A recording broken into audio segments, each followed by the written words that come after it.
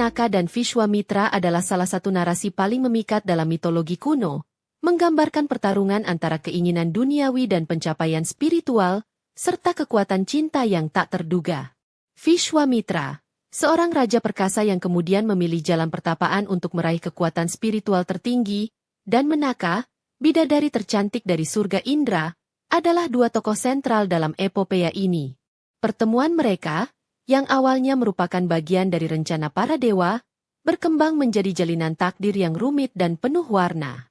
Vishwamitra, sebuah nama yang agung dan penuh makna. Secara etimologis, nama Vishwamitra berasal dari dua kata Sanskerta, Visva yang berarti alam semesta atau segala sesuatu, dan Mitra yang berarti sahabat. Dengan demikian, Vishwamitra dapat diartikan sebagai sahabat alam semesta, atau sahabat semua makhluk.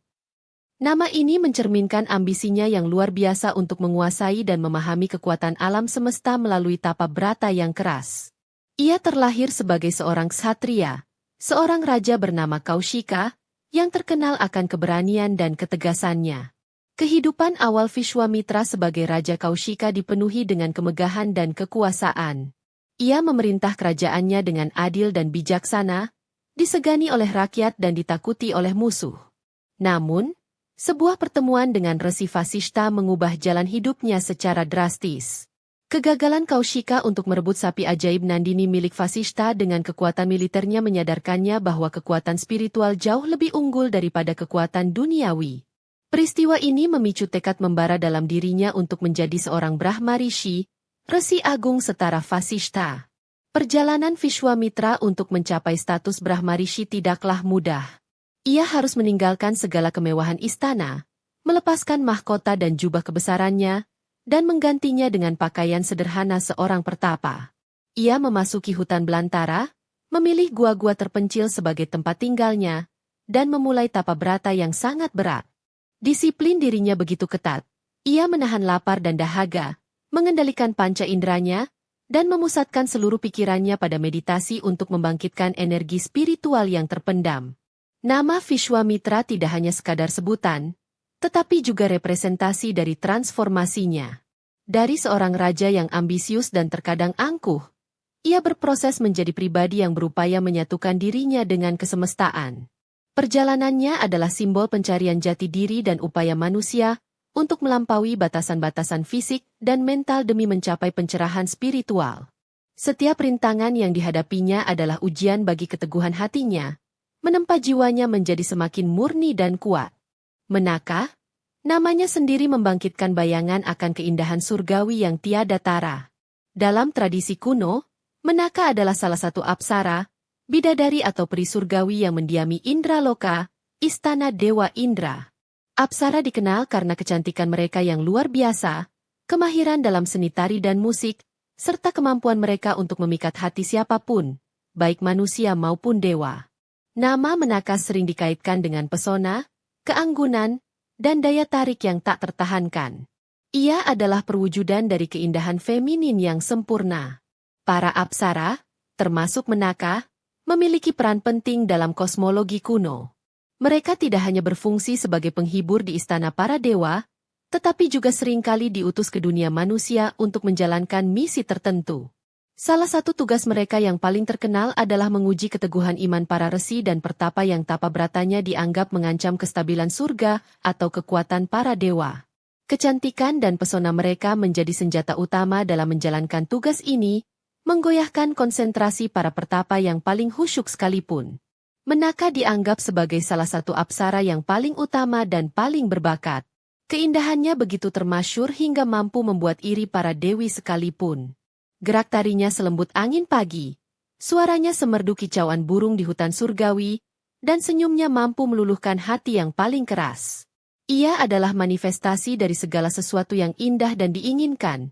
Sebuah kreasi sempurna dari alam surgawi yang dirancang untuk memukau dan memikat. Meskipun sering digambarkan sebagai sosok yang menggoda, Menaka juga memiliki sisi lain dalam beberapa interpretasi. Ada yang melihatnya sebagai entitas yang menjalankan tugas ilahi tanpa niat jahat pribadi, melainkan sebagai instrumen dalam menjaga keseimbangan kosmik. Perannya, meskipun kontroversial, dianggap perlu dalam skema besar alam semesta, di mana ujian dan cobaan adalah bagian tak terpisahkan dari pertumbuhan spiritual. Vishwamitra, setelah meninggalkan kehidupannya sebagai raja, memulai tapa brata yang begitu dahsyat hingga mengguncang 3 dunia, bumi, surga, dan alam bawah. Selama bertahun-tahun, ia menjalani disiplin diri yang ekstrim. Ia berdiri dengan satu kaki selama berpuluh-puluh tahun, menahan lapar dan dahaga hingga tubuhnya kurus kering, bermeditasi tanpa henti di tengah terik matahari dan dinginnya malam. Energi spiritual yang berhasil ia kumpulkan begitu besar, memancarkan aura panas yang dirasakan hingga ke Indraloka. Para dewa, khususnya Dewa Indra, mulai merasa gelisah dan terancam oleh kekuatan spiritual Vishwamitra yang terus meningkat. Indra khawatir jika Vishwamitra berhasil mencapai puncak tapa bratanya, ia akan mampu menguasai surga dan bahkan menggulingkan tahtanya. Kekuatan seorang manusia yang mampu menandingi, atau bahkan melampaui, kekuatan para dewa adalah sesuatu yang tidak bisa dibiarkan begitu saja. Ketakutan ini mendorong Indra untuk mencari cara menghentikan pertapaan Vishwamitra. Berbagai upaya telah dilakukan oleh Indra sebelumnya untuk mengganggu konsentrasi Vishwamitra, namun semuanya gagal. Vishwamitra terlalu teguh dalam pendiriannya, terlalu fokus pada tujuannya.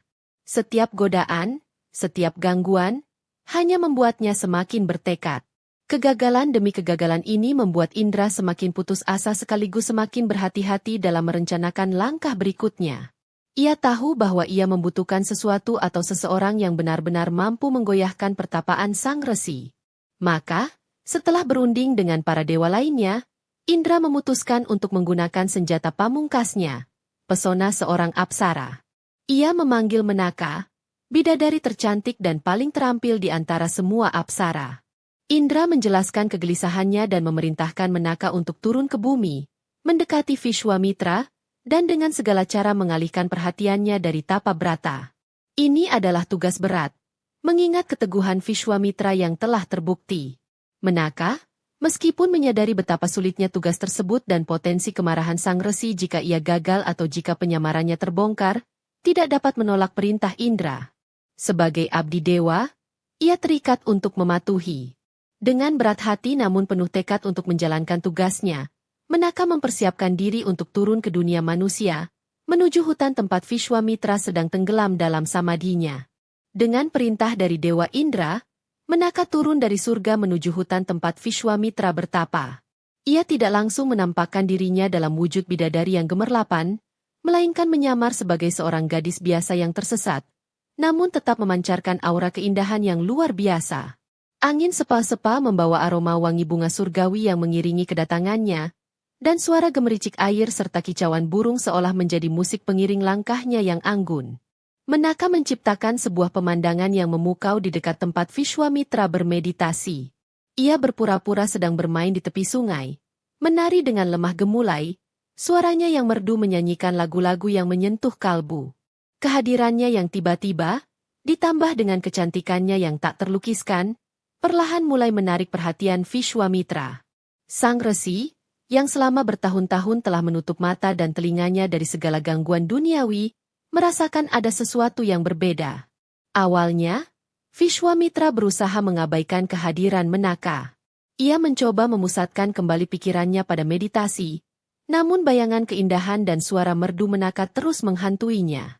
Perlahan tapi pasti, benteng pertahanan spiritual yang telah ia bangun dengan susah payah mulai retak. Keingintahuan dan kekaguman mulai tumbuh dalam dirinya, menggantikan konsentrasi penuh yang selama ini ia jaga. Kekuatan tapa bratanya yang luar biasa mulai goyah. Menaka, dengan kecerdasan dan kehalusannya, tidak bertindak gegabah. Ia mendekati Vishwamitra secara perlahan, membangun interaksi sedikit demi sedikit. Ia berbicara dengan lembut, menunjukkan kepolosan dan kebaikan hati, sehingga Vishwamitra tidak merasa terancam atau diganggu secara agresif. Pesona alami Menaka, ditambah dengan strateginya yang hati-hati, berhasil meluluhkan hati sang resi yang telah lama membeku oleh kerasnya pertapaan. Akhirnya, setelah berhari-hari, berminggu-minggu, Vishwamitra tidak lagi mampu menahan gejolak dalam dirinya. Ia membuka matanya dan memandang Menaka. Saat itulah, panah asmara, yang mungkin juga merupakan bagian dari rencana ilahi, menancap tepat di hatinya. Ia terpesona oleh kecantikan Menaka yang tiada tara, lupa akan tujuan awalnya, lupa akan ribuan tahun tapa brata yang telah ia jalani. Pertapaan agungnya pun terhenti. Saat mata Vishwamitra terbuka dan memandang Menaka, dunia seolah berhenti berputar. Keindahan sang apsara begitu memesona, melampaui apapun yang pernah ia saksikan, bahkan dalam kemegahan istananya dahulu. Suara Menaka yang merdu, senyumnya yang menawan, dan keanggunannya yang surgawi sepenuhnya menaklukkan hati sang resi. Seluruh tekad dan disiplin yang telah ia bangun selama ribuan tahun seolah runtuh dalam sekejap di hadapan pesona ilahi tersebut. Menaka, yang awalnya datang dengan misi untuk menggoda, juga tidak luput dari perasaan yang tak terduga. Melihat ketulusan dan kekuatan yang terpancar dari Vishwamitra, meskipun kini goyah, serta merasakan pancaran energi spiritualnya yang luar biasa, benih-benih perasaan mulai tumbuh di hatinya. Ia melihat bukan hanya seorang pertapa yang harus digoda, tetapi juga seorang pria dengan jiwa yang agung. Mungkin ada rasa bersalah, namun juga ada ketertarikan yang tulus. Mereka mulai menghabiskan waktu bersama. Vishwamitra, yang telah lama hidup dalam kesunyian dan kerasnya disiplin, menemukan kehangatan dan kebahagiaan baru dalam kehadiran Menaka. Mereka berbicara, berbagi cerita, dan perlahan-lahan, ikatan emosional yang kuat terjalin di antara keduanya. Hutan yang tadinya menjadi saksi bisu tapa brata Vishwamitra, kini menjadi saksi mekarnya sebuah cinta yang tak biasa, cinta antara seorang resi agung dan bidadari surga. Cinta mereka berkembang pesat, mengabaikan perbedaan asal-usul dan tujuan awal pertemuan mereka. Vishwamitra melupakan ambisinya untuk menjadi Brahma Rishi, ia melupakan sumpahnya untuk mengalahkan Vasishtha. Seluruh fokusnya kini tertuju pada Menaka, kebahagiaan bersamanya menjadi prioritas utama. Bagi Menaka, misi dari Indra seolah terlupakan, tergantikan oleh perasaan cinta yang tulus kepada Vishwamitra. Ia menemukan kedamaian dan kepuasan yang berbeda dari gemerlapnya kehidupan surgawi. Meskipun kisah cinta mereka tampak indah, bayang-bayang konsekuensi tetap ada. Para dewa di surga mungkin merasa lega karena tapa brata Vishwamitra terhenti, namun takdir memiliki jalannya sendiri. Ikatan cinta antara Vishwamitra dan Menaka akan membawa dampak yang mendalam, tidak hanya bagi mereka berdua, tetapi juga bagi generasi berikutnya, melahirkan seorang anak yang akan menorehkan kisahnya sendiri dalam lembaran sejarah. Dari jalinan kasih antara resi Vishwamitra dan bidadari Menaka, lahirlah seorang putri yang sangat cantik. Bayi perempuan itu memiliki aura keindahan ibunya dan pancaran kekuatan spiritual ayahnya. Kelahiran ini, meskipun merupakan buah dari cinta yang tulus, juga membawa konsekuensi tersendiri bagi Menaka. Tugasnya di dunia manusia telah selesai, bahkan mungkin telah melampaui batas yang ditetapkan oleh Dewa Indra. Ia tahu bahwa ia tidak bisa selamanya tinggal di dunia fana. Dengan berat hati yang tak terperi, Menaka harus membuat keputusan yang menyakitkan. Sebagai seorang apsara, dunianya adalah surga, dan ia harus kembali ke sana. Meninggalkan buah hatinya adalah pilihan yang sulit, namun ia menyadari bahwa membesarkan seorang anak di tengah hutan belantara, tanpa dukungan dan dengan statusnya sebagai bidadari, akan sangat sulit. Ia juga mungkin khawatir akan kemarahan Vishwamitra jika sang resi sepenuhnya sadar dari pesonanya, dan menyadari berapa banyak waktu tapa brata yang telah hilang. Maka, dengan air mata berlinang, Menaka meletakkan bayi perempuannya yang baru lahir di tepi sungai Malini, di bawah naungan pepohonan rindang. Ia berdoa agar para dewa dan roh Allah melindungi putrinya. Sebelum pergi, ia memastikan bahwa bayi itu aman dan ditemukan oleh seseorang yang baik hati. Dikatakan bahwa burung-burung Shakunta, sejenis burung yang umum ditemukan di hutan, melindunginya dari panas matahari dan binatang buas dengan sayap-sayap mereka. Karena dilindungi oleh burung-burung Shakunta, bayi perempuan itu kemudian dikenal dengan nama Shakuntala. Nama Shakuntala secara harfiah berarti, dia yang dilindungi oleh burung Shakunta. Ini adalah nama yang indah dan penuh makna, mencerminkan awal kehidupannya yang unik dan campur tangan alam dalam melindunginya. Takdir kemudian membawanya untuk ditemukan oleh Resi Kanva, seorang pertapa bijaksana yang memiliki ashram di dekat hutan tersebut. Resi Kanva, dengan kebaikan hatinya, mengangkat Shakuntala sebagai putrinya sendiri. Ia merawat dan mendidik Syakuntala dengan penuh kasih sayang, mengajarkannya nilai-nilai kebajikan dan pengetahuan spiritual. Syakuntala tumbuh menjadi seorang gadis yang tidak hanya cantik jelita seperti ibunya, tetapi juga memiliki hati yang murni dan budi pekerti yang luhur, di bawah bimbingan ayah angkatnya yang bijaksana. Kelahirannya menjadi awal dari sebuah legenda baru, kisah cinta Syakuntala dan Raja Dushyanta. Setelah Menaka pergi dan meninggalkan buah hati mereka, Syakuntala, kesadaran Vishwamitra perlahan mulai pulih. Pesona cinta dan keindahan Menaka yang selama ini menyelimutinya mulai memudar, digantikan oleh kenyataan pahit. Ia menyadari bahwa dirinya telah lalai, telah menyia-nyiakan bertahun-tahun tapa brata yang telah ia jalani dengan susah payah hanya demi kenikmatan sesaat. Ambisinya untuk mencapai status Brahmarishi kembali membara, bersamaan dengan rasa penyesalan yang mendalam. Vishwamitra dipenuhi amarah, bukan hanya kepada Menaka yang dianggapnya telah memperdaya, tetapi juga kepada Dewa Indra yang telah merencanakan semua ini. Lebih dari itu, ia marah pada dirinya sendiri karena begitu mudah tergoda dan melupakan tujuan utamanya. Kehilangan energi spiritual yang telah ia kumpulkan selama ribuan tahun terasa begitu menyakitkan. Ia merasa telah jatuh begitu rendah dari cita-cita luhurnya. Penyesalan ini menjadi cambuk baginya untuk memulai kembali pertapaannya dengan lebih keras. Meskipun marah dan menyesal, sebagian sumber menyebutkan bahwa Vishwamitra juga merasakan kehilangan atas kepergian Menaka dan putrinya. Ada secercah kesedihan atas cinta yang harus berakhir dan keluarga yang tak sempat ia bina. Namun, tekadnya untuk menebus waktu yang hilang dan mencapai pencerahan spiritual kini menjadi lebih kuat dari sebelumnya. Ia menganggap pengalaman ini sebagai ujian terberat dalam perjalanannya, sebuah pelajaran pahit tentang godaan duniawi. Sementara itu, Menaka kembali ke Indraloka dengan perasaan campur aduk. Di satu sisi, ia telah berhasil menjalankan perintah Indra, menghentikan tapa brata Vishwamitra yang mengancam surga. Namun di sisi lain, ia telah merasakan cinta sejati dan harus meninggalkan orang yang ia cintai serta darah dagingnya sendiri. Kehidupan di surga mungkin terasa hampa setelah mengalami emosi manusiawi yang begitu kuat. Ia akan selamanya membawa kenangan akan Vishwamitra dan Syakuntala dalam hatinya. Vishwamitra kemudian melanjutkan tapa bratanya dengan intensitas yang lebih dahsyat dari sebelumnya. Ia memilih lokasi yang lebih terpencil, menjalani disiplin yang lebih keras, dan menutup dirinya sepenuhnya dari segala bentuk gangguan. Pengalaman bersama Menaka, meskipun menyakitkan, telah memberinya pelajaran berharga tentang kelemahan diri dan kekuatan godaan. Ia bertekad untuk tidak akan pernah lagi jatuh ke dalam perangkap serupa, mengarahkan seluruh energinya untuk mencapai kesempurnaan spiritual dan membuktikan bahwa ia layak menyandang gelar Brahmarishi. Setelah bertahun-tahun menjalani pertapaan yang lebih keras dan penuh penebusan, mengatasi berbagai rintangan dan godaan baru yang jauh lebih berat, Vishwamitra akhirnya berhasil mencapai tujuannya. Kekuatan spiritualnya mencapai puncak tertinggi, dan para dewa, termasuk Dewa Brahma sendiri, mengakui pencapaiannya. Ia dianugerahi gelar Brahmarishi, sebuah status resi agung yang setara dengan Resi Vasishta, rival spiritualnya. Pengakuan ini menjadi puncak dari perjalanan panjang dan penuh liku yang telah ia tempuh. Pencapaian Vishwamitra sebagai Brahmarishi bukan hanya kemenangan pribadi, tetapi juga sebuah demonstrasi akan kekuatan tekad dan ketekunan manusia.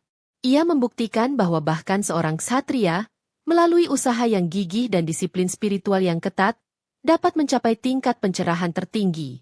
Kisahnya menjadi inspirasi bagi banyak orang yang mencari jalan spiritual, menunjukkan bahwa tidak ada batasan bagi apa yang bisa dicapai oleh jiwa yang berdedikasi. Warisan Vishwamitra tidak hanya terbatas pada pencapaian spiritualnya.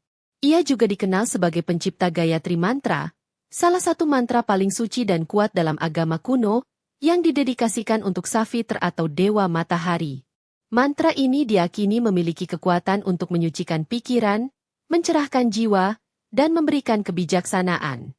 Kontribusinya dalam literatur Veda dan berbagai naskah suci lainnya juga sangat signifikan, menjadikannya salah satu resi paling dihormati dalam tradisi kuno. Sementara itu, kisah Menaka dan Syakuntala juga meninggalkan warisan abadi. Syakuntala, putri mereka, tumbuh menjadi tokoh utama dalam salah satu drama paling terkenal karya penyair agung Kalidasa, yaitu Abhijanana Sakutalam.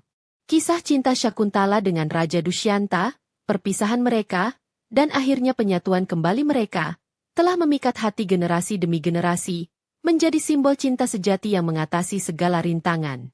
Keturunan mereka, Bharata, menjadi seorang kaisar agung yang namanya kemudian menjadi sebutan untuk India, yaitu Bharata Varsha.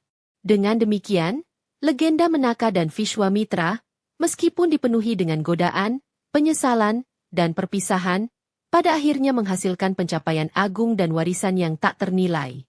Kisah mereka mengajarkan tentang kompleksitas sifat manusia, pertarungan abadi antara keinginan dan spiritualitas, kekuatan cinta yang transformatif, dan pentingnya ketekunan dalam mencapai tujuan mulia. Mereka tetap hidup dalam ingatan kolektif sebagai simbol dari berbagai aspek kehidupan dan pencarian makna yang lebih dalam. Kisah Menaka dan Vishwamitra mengajarkan kita bahwa perjalanan hidup manusia penuh dengan ujian dan godaan. Sekuat apapun tekad dan setinggi apapun ilmu yang dimiliki, kewaspadaan terhadap hawa nafsu dan godaan duniawi harus senantiasa dijaga.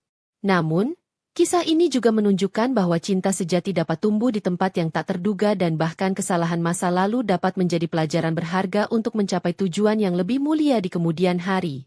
Yang terpenting adalah kemampuan untuk bangkit dari keterpurukan, belajar dari kesalahan, dan terus berjuang menuju pencerahan dan kebaikan dengan restu ilahi.